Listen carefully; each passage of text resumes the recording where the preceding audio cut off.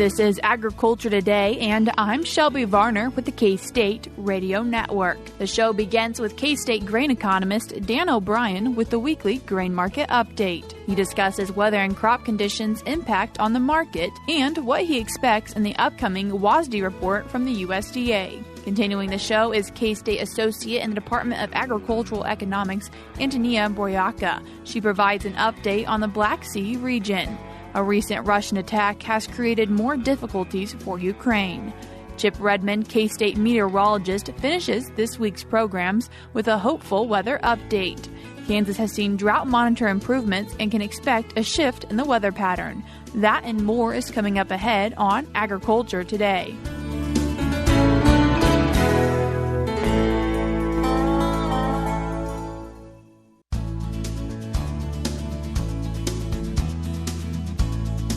You're tuned in to Agriculture Today, and we begin our Friday show with a grain market update. And as always, we're joined by K-State grain economist Dan O'Brien. Dan, thanks for joining us once again. Thank you, Shelby. Starting the conversation, how we usually do, futures. We've had some uptrends in corn and soybeans in the last week. A lot of it has to do with news reports, pictures on social media of struggling corn in the eastern corn belt. And that coupled with growth in, at least so far, in dry areas, the drought monitor showing challenges, the amount of rain received in the last several weeks, not very much.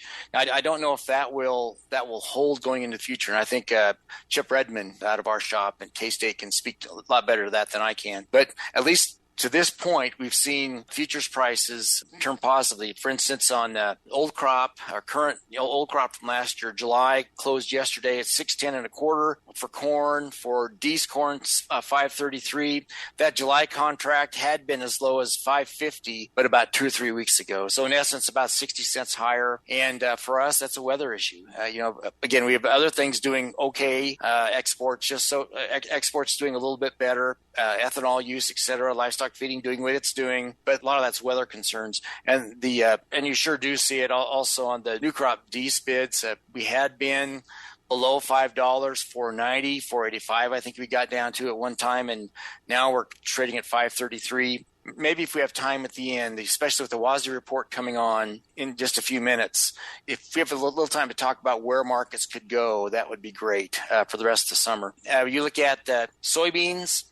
They closed at $13.63 for the July contract, but then already you're seeing the carry in the market, a negative carry for beans really show up. August drops down to $12.79, September $12.02, November $11.89. Again, the large South American soybean crop coming on. Some concerns now, of course, that if we do end up with prolonged dry conditions affecting corn in the eastern corn belt of the United States, that would end up and impact the size of the soybean crop as well. I'd seen recent, again, ahead of these projections, private industry analysts projecting U.S. corn this year at something right at or below 15 billion bushels, whereas we were just plugging in 12.3 billion bushels just 2 or 3 weeks ago for corn. Instead of 4.6 to 4.7 billion bushels of soybeans, now more like 4.5. So we're starting to scale back expectations, and that's what's being reflected in these futures prices. And again, just as corn had jumped up,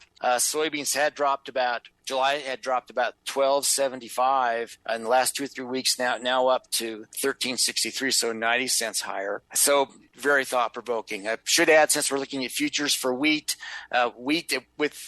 fighting headwinds, even with a short harvest for hard red in our part of the world. Still, the hard red winter wheat crop, hard red winter wheat futures price closed Friday at 804 3/4, had been as high as 850 within the last week or so, 925 of the last 2 or 3 weeks. I think just the overpowering seasonality of harvest, even a short harvest, it probably has a lot to play there. I should add also with especially for corn and soybeans, that the run higher on the futures, on lead futures, seems to have softened basis levels. It's as if when we were falling lower, basis was pretty strong, trying to still encourage cash markets in Kansas anyway. But now that we've seen again 60 cents higher for corn futures and about 90 for soybean futures.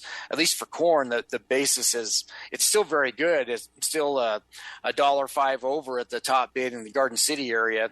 But a week ago, that was $1.46 over for the top bid. So you've got some softening of basis, still very good cash prices, but it seems that the cash markets are letting, if futures decide to run higher, they'll let them carry the burden rather than them having wide basis levels. That would change, though, if futures started to run up and we turned really dry and had a tough crop here, too, and our local supplies were tight. Then I think I wouldn't be surprised if basis would strengthen right back up again. So when you look at what's going on overall, would add one other comment that we're coming into wheat harvest. If we had a sizable wheat harvest, we instead of seeing cash wheat prices right now at Salina and Hutchinson of about $8.05 at the top, $7.90 Topeka, $7.75 in Colby, $7.64, Garden City, $7.77 in Columbus. Instead of seeing those prices, if we had a sizable crop, where would we be? $7.50, $7.25, $6.75, something along those lines. But given all the struggles that the wheat market has,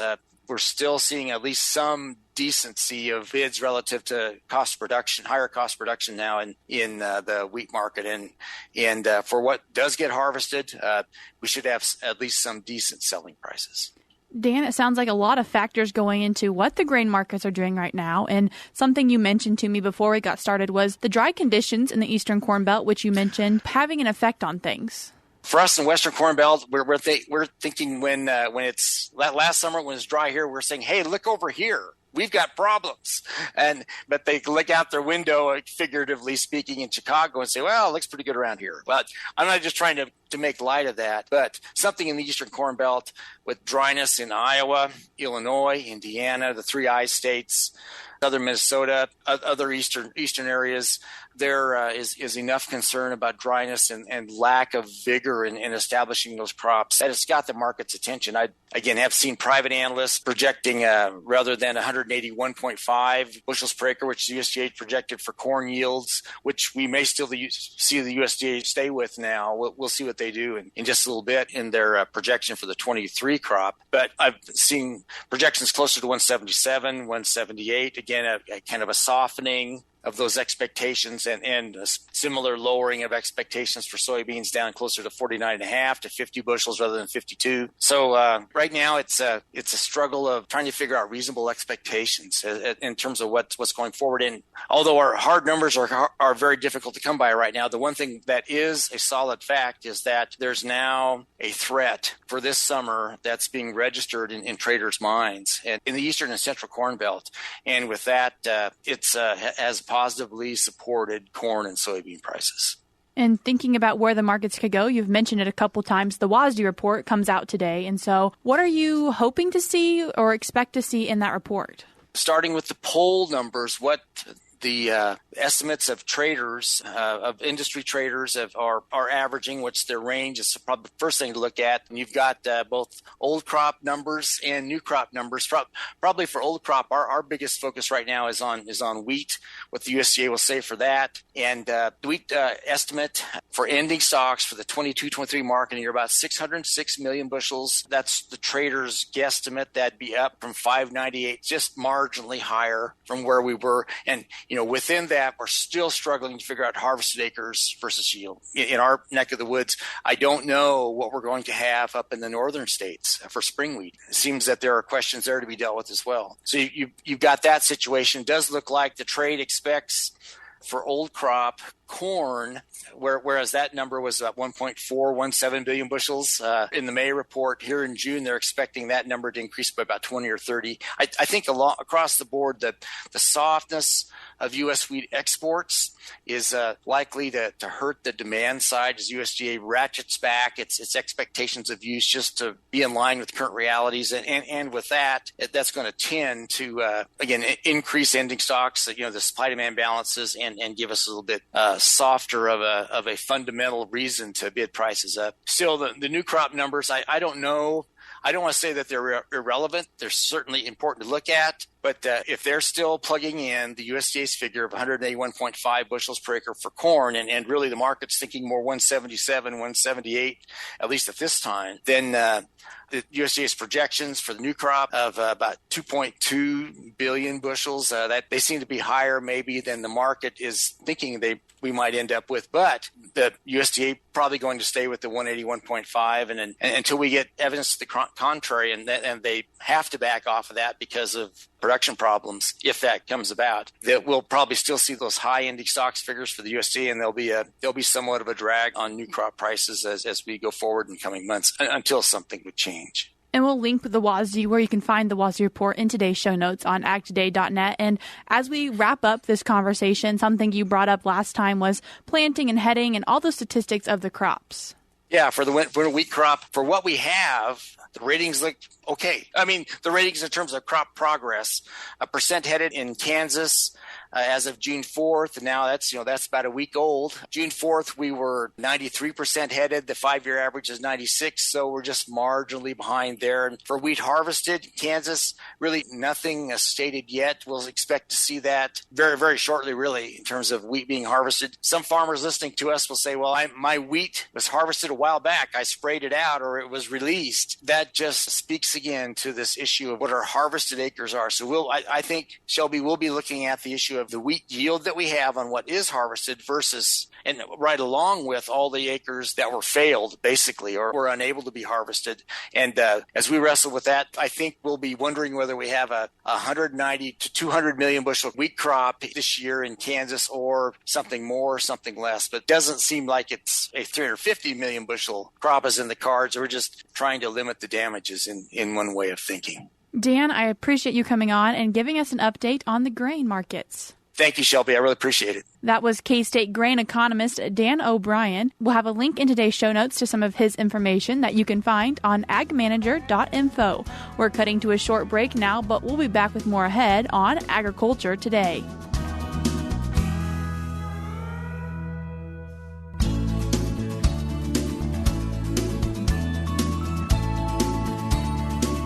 You're tuned back into Agriculture Today, and on this Friday, we continue our show with a Black Sea region update from Antonina Broyaka, K-State associate in the Department of Agricultural Economics. She provided this update on June 7th. She begins her conversation with the recent Russian attack in Ukraine.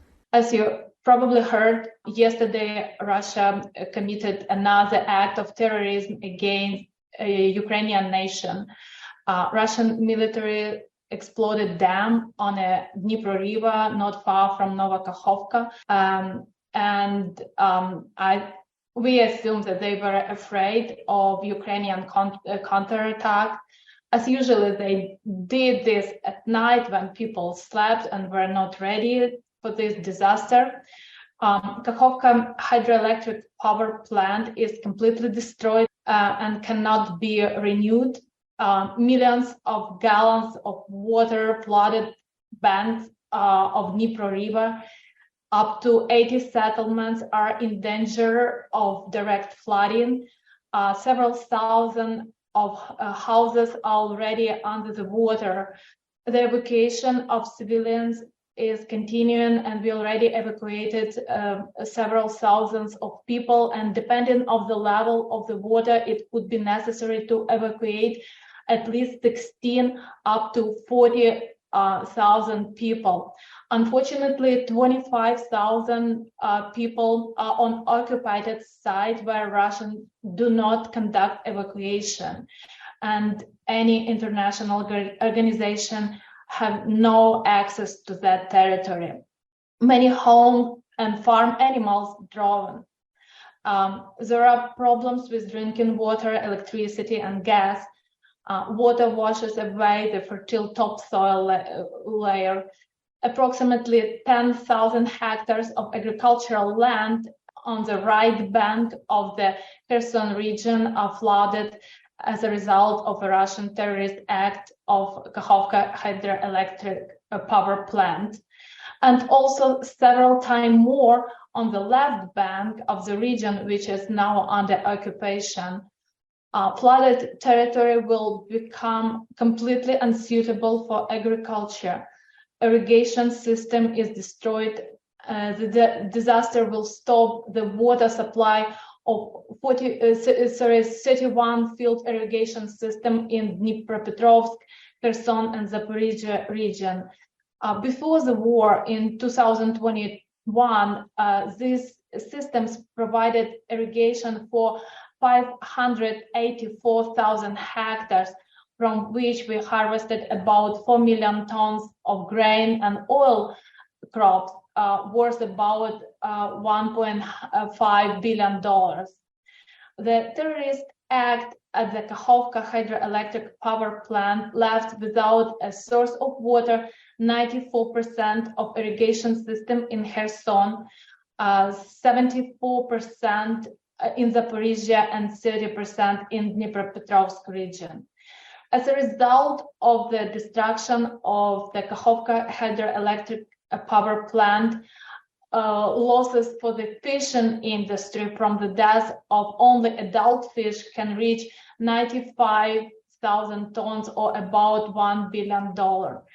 Crimea is left without water supply, and it will take several years to renew water supply to this region. But the most dangerous destruction of the dam increases the risk of nuclear catastrophe on the Zaporizhia nuclear power plant. If the water level falls below 12.7 meters, it will be impossible to continue pumping water to cool the nuclear reactor, which could lead to an explosion. She continues the conversation by discussing the financial damages from the Russian invasion. As of May of this year, the total amount of direct damage, documented damages caused to Ukrainian infrastructure due to Russia's full-scale invasion has reached $147.5 billion at replacement cost.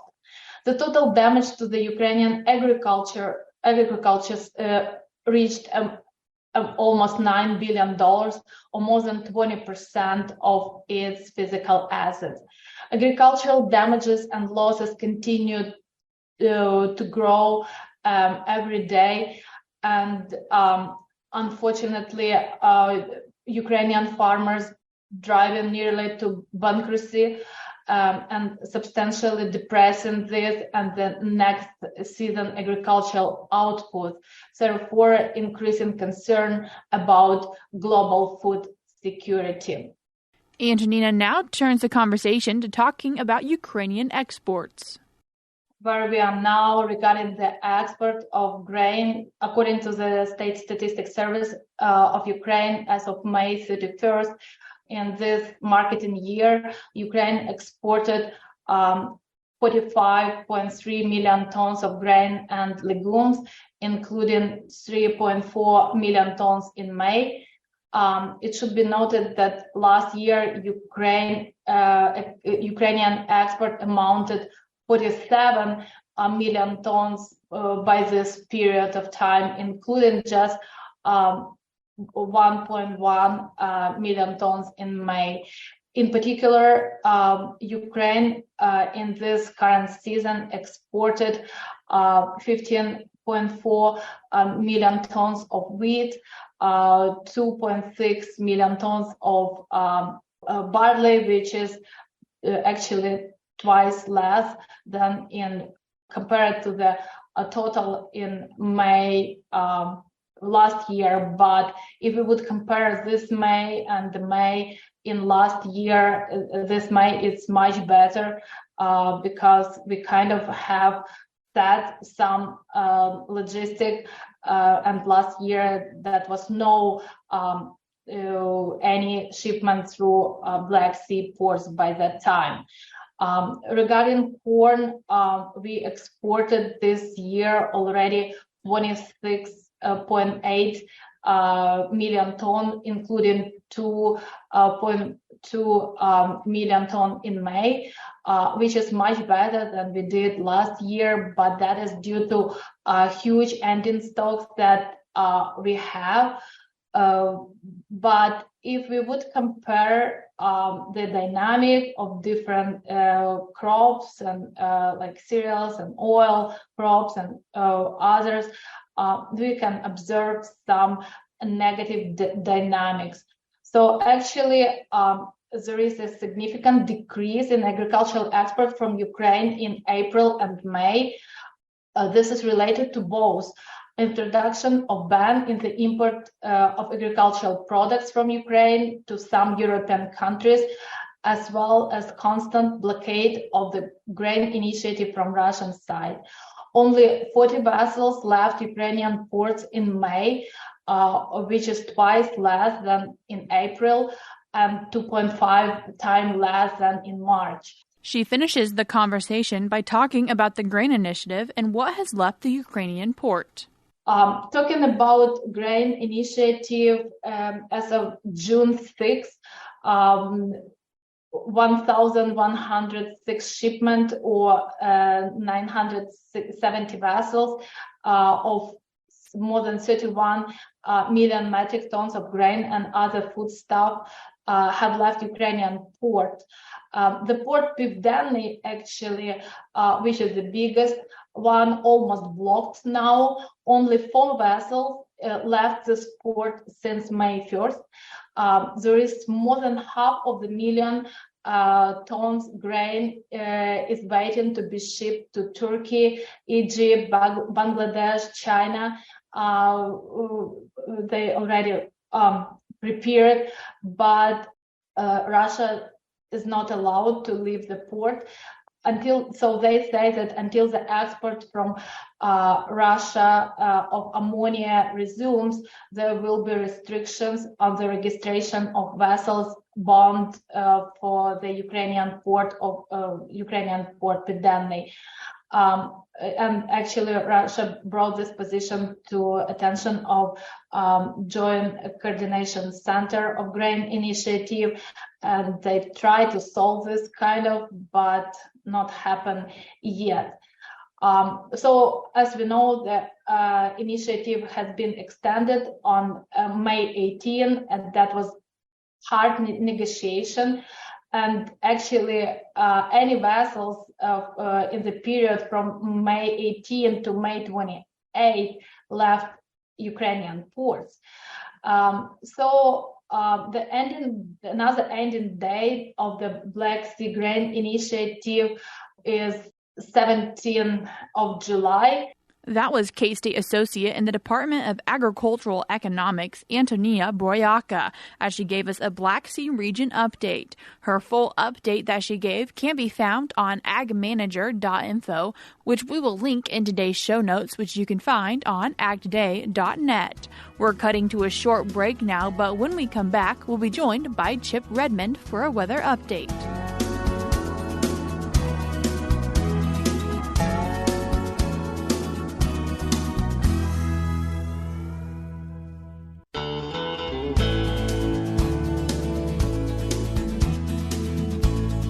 You're tuned in to Agriculture Today, and we finish our Friday's programming with K-State meteorologist Chip Redmond with a weather update. Chip, thanks for joining us once again. Yep, thanks for having me. So, it rained in Kansas. Yeah, over the last week or so, we've had lots of afternoon episodes of showers and storms in classic Florida fashion. You could almost set your watch by it. But as a result, we got some widespread moisture once we average out all those spotty storms. And we ended up with a fairly substantial drought improvement this week on the drought monitor. We shrunk our D4 conditions down substantially compared to the last few weeks and even the last few months. The last time we were this low in the state in coverage, we're talking like October. So we went from about 36% of the state covered in D4 drought, exceptional drought. We shrunk that down to about 16%. So we pretty much cut it in half and reduced it from all directions. It's kind of now focused more in just the central part of the state. And we still have a lot of extreme drought out there, a lot of D3, and majority of the state is in some state of drought, except for the far northeast. And drought will persist, and we just seen some good moderation in the drought that we needed time of the year we should have it, like Manhattan area and central Kansas, this is the wettest time of the year. We'll look forward to hopefully keeping that trend going, and hopefully we can keep moisture across the state. And with some of that moisture from the last week, they're still isolated, and the storms were kind of moving weirdly. Yeah, like I mentioned, we had kind of a tropical type. It's like Florida. You could set your watch. 11 o'clock every day, the storms will fire, and by typically around 4 or 5 o'clock in the afternoon, they dissipate and clear out. And we had a high pressure up to our north that shifted off to the east. And what that did is the storms move clockwise around that high pressure. So as that high pressure moved, they moved in different directions, different days. So it was really fascinating. Not every day we get storms out of the east. That's one way to do it, and it's really unique that we had as much moisture wrapped into that high pressure that we did and led to those odd motions. And I feel like a similar story. Temperatures last week you mentioned were still cooler in the west and warmer in the east. And was that again for last week, and can we expect to see that moving forward? Yeah, we still had persistent cloud cover at times and a cooler air mass over the western part of the state. It was beautiful. Much more humid in the east with that tropical air mass in place. As we move forward, we're going to see that gradient get a little bit tighter. We'll see continued warm temperatures in the east, but not quite as much, more average. And we haven't been above normal by a lot or below normal by a lot. We've been very close to normal, just a degree or two either way. And no real long-term warmth coming up, although it does appear that we're starting to see some signs that as we get into late June into early July, we might actually get our first period of summer heat. We'll see. None of us are accustomed to it now. We've been in pretty cool conditions. And continuing to look forward, are we going to see a change in the weather pattern? Yeah, so with that change in increase in warmth at the end of the month, we have to have a transition. And that transition is coming in the way of, we've been in a blocking pattern for the last, it feels like 3 years, but it's only been a few weeks. And that pattern is going to finally start to break down, at least in the southern parts of the United States, where we have had a typhoon off in the West Pacific. That's amplifying the pattern further east. And in good timing, because we really needed a pattern shift of some kind. And unfortunately, what that's going to do is with stronger winds aloft, we're going to get some shear. We're going to get more organized thunderstorm activity, which will likely mean more severe weather. We'll still see episodes of rainfall because we'll still have the moisture component. It's just going to shift mostly to central and eastern part of the state, and we're going to see organized rounds of thunderstorms for the weekend into next week. They'll have some severe weather. It'll also bring needed rain, hopefully to some of the places in central Kansas that need it. So maybe a little less popcorny and a little more widespread in areas. Right. It'll be much more widespread. We had those isolated downpours are great if you can keep getting them consistently, or not great if you like to do things in the afternoon. But now we can see rounds of storms continue into the overnight, and we'll see likely lines of thunderstorms that are associated with stronger winds and maybe some hail too. So hopefully some people can get some rain moving forward. Chip, thank you for coming in and giving us a weather update. I appreciate it. Yep. Thanks for having me. That was K-State meteorologist Chip Redmond with a weather update. That's all I have for this week on Agriculture Today, but we'll be back with you on Monday.